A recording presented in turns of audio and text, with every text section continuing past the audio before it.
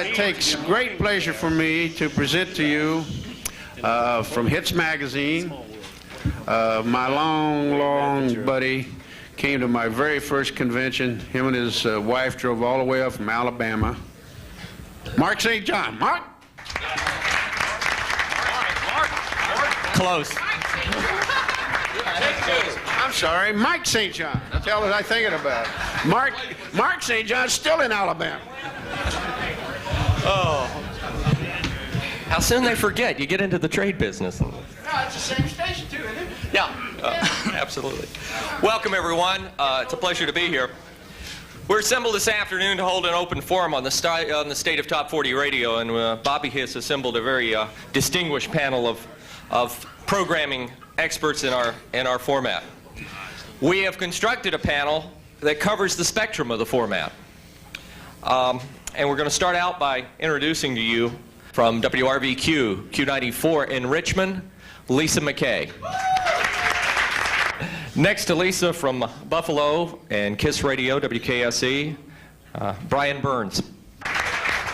Our next panelist works for Gannett in Dallas and has had a very successful startup of a top 40 format in that market, JJ McKay. Our next panelist has been the quarterback of a highly successful, God, I can't talk. Stay off the air and go into the trade publication, you lose your tongue. Anyway, a highly successful station in Philadelphia that continues to grow, and a very strong-sounding radio station, Mr. Jefferson Ward. And next to Jefferson, the Dean of Programming in Washington, a station that continues to grow and grow and grow, Mr. Jay Stevens.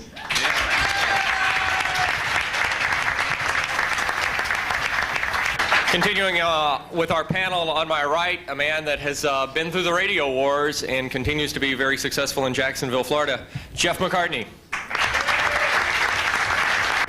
Next to Jeff on our panel from Dallas, Texas, and a crossover-leaning top 40, and as I said, we have a panel that covers the entire spectrum, Mr. Tom Casey from Jams.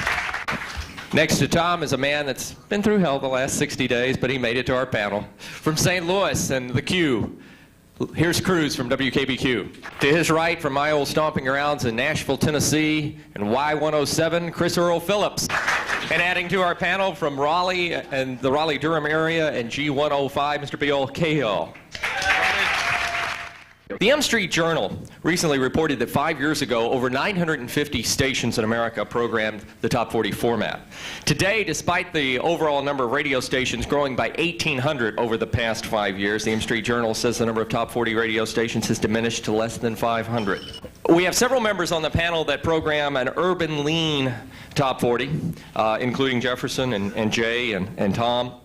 And one of the points they brought up is the point of the word racism in our industry, especially in the way that certain radio stations that have ethnic leans are treated by various record companies and various labels regarding product. What I have seen happen and what we've talked about a number of times, Jay and I have talked about, Tom and I have talked about, is that because our radio station is classified as a top 40 or a CHR, very often we are denied access at all to some of the urban hip-hop artists that we are absolutely instrumental in breaking nationally, and certainly in most cases in Philadelphia.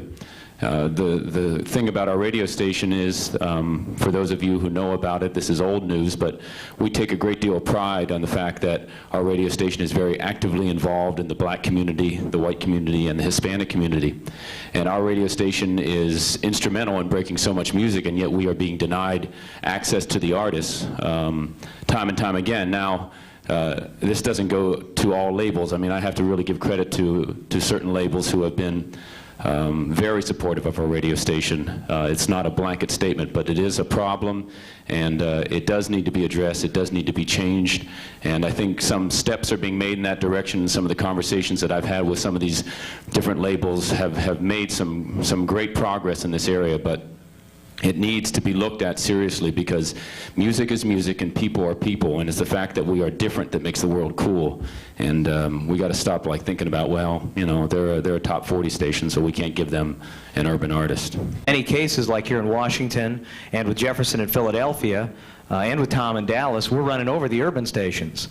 And so they need to stick, you know, the urban departments are trying to stick up for these black radio stations, which isn't wrong necessarily, but because of that, we've got these wars going on where we can't get these acts, or the urban stations get the new music first, or in Jefferson's case, I won't mention the record label, but there's been 2 instances where records were leaked specifically to Power 99 prior to Jefferson getting it for like 3 or 4 days.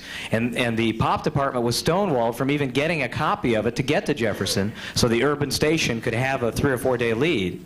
And you know, that's just got to stop. Now, there are radio stations like Jacksonville that's taken the stance, no rap or hard rock. I think that's a pretty strong statement to make, because much of the music, the hits at any given time, could be something that's rap, or has a rap in it, or maybe has a little bit of perceived rock in it. And by saying that, that means you're saying you're not playing the hits.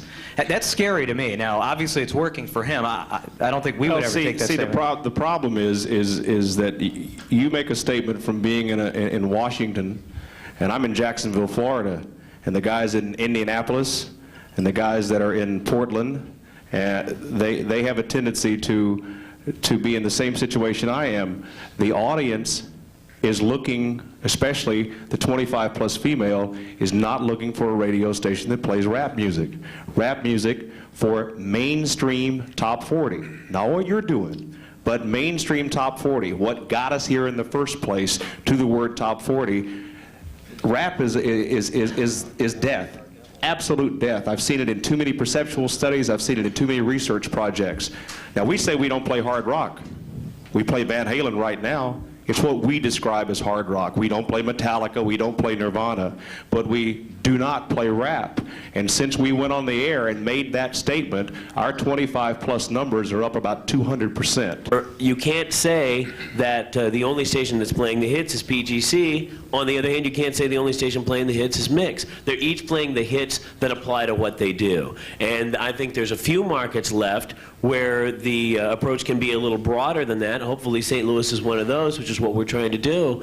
But in a lot of cases, you can't. You've got to stake out what territory you want to own and put your flag on it and be the best damn radio station in that territory. And that, I think, is how you win. I think what is really important for top 40 radio, and what has been killing top 40 radio in markets across America, is you get programmers in there who go in and take the job, and they decide that they know the music for the market, and they're going to play the hits that they think they should play, instead of really playing what the market wants to hear. And when you look at retail and you see what happens there, if you do any sort of active request research, you should be playing the hits for your market regardless of where it is, and you shouldn't go in with any preconceived notion. That's nothing but ego tripping, and that doesn't do any good for your listeners. I told these guys, let's have a lively panel. I think we're getting there. You know, these guys don't need to fight. We need to work together.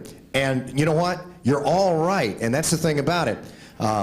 Brian has points that are good. Jeff's got them. You all have. You know, we've been breaking a lot of acts in Tampa musically that would not get on the radio otherwise. And they're top 40 acts. They're CHR acts. We can't get the product. In fact, 2 weeks ago, I'll give you a prime example. I wanted to play the Proclaimers record. Guess what? Nobody sent it to me.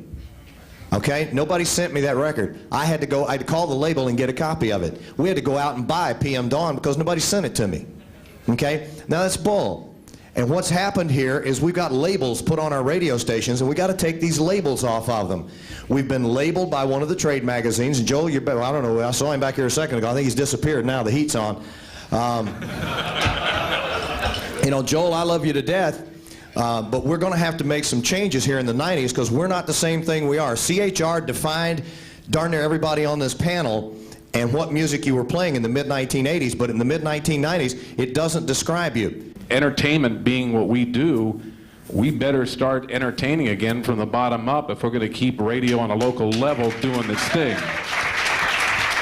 I think one of the best examples of somebody, if you had heard him for the first time, that you'd never thought he would ever make a successful jock, and he's the biggest thing in Washington, D.C. It's Albie D. The man is totally out there, but in a great way, and he's not afraid to be himself on the radio. And the guy's been here for 6 years, going on 7 years, and there's no disputing his success. And I worked with Albie years ago, and I'm going to be honest with you, way back then, I never thought he would ever make it this big. I'm not afraid to say that. But the man is unbelievable because he's not afraid to be himself, and he's totally whacked, but in a good way. My name's John Landecker. I used to work as an air personality. John Records Landecker is in the house. John Records Landecker. And,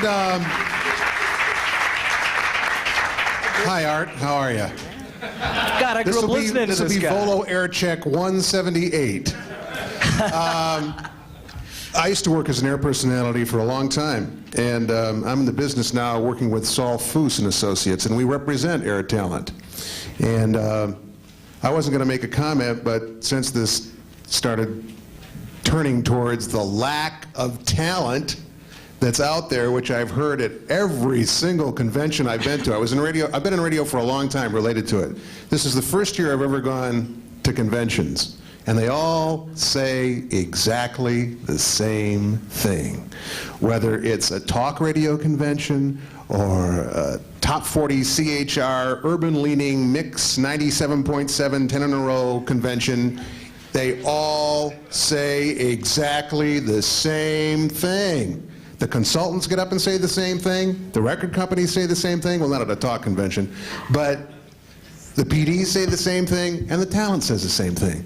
I mean, it's the same thing at the country convention I went to a couple of years ago. You can just take the label, like somebody was talking about here, of country, or take the formatic label out and stick in any other formatic label, and what comes before it and after it is almost exactly the same thing. I help try to develop radio talent and try to put talent and radio stations together, and I'm sort of amazed at the amount of times I've heard from a program director who I've made contact with that we don't, quote unquote, deal with agents. Well, that's nice, except that we maybe have some talent that you might be interested in. So my suggestion would be that if you're really questioning this talent pool that's not available to you, that perhaps you put aside some of your prejudices to where the origin of this talent is coming from and deal with it on a talent basis, not on an ego, prejudicial basis.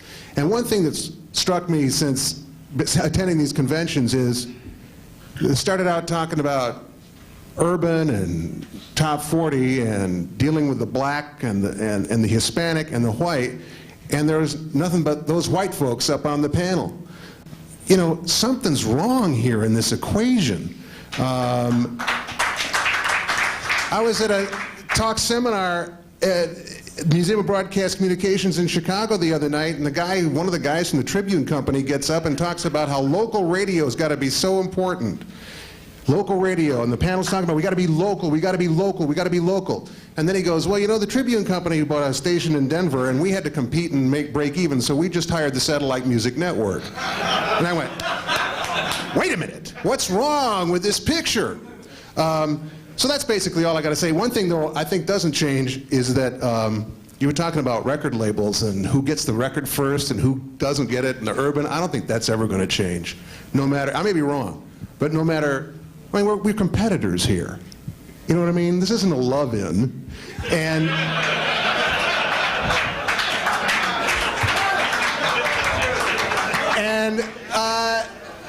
when I was working, that was what it was all about, man. I mean, the other station across the street, man, we kicked each other's butt and competed and tried to get the record first and, you know, bullshit to that record company that didn't give us the world premiere exclusive so we could whisper it over the middle in case somebody was going to tape it and play it back. I mean, and if you think some urban label's going to ditch their brothers to come over to you, you're crazy. Yeah, this is another air talent question. This is not Geraldo. You'll get your turn. Okay, just relax. For Mr. Cruz from St. Louis, KBQ, and not to be flip, because I don't know if. Coming. What's that? I knew this was coming. Go ahead. Okay, well, I don't know how involved you were with the situation itself, but your station recently fired the morning guys, and in an odd twist, turned around and sued them. Is that still going on? The station is suing the morning hosts. Suit has been filed, yes. Suit has been filed. My question is, how are you going to get applicants for that opening? Because if I'm looking at that situation, I'm thinking, well, I could be sued. I got firing. I've pretty much made a career out of.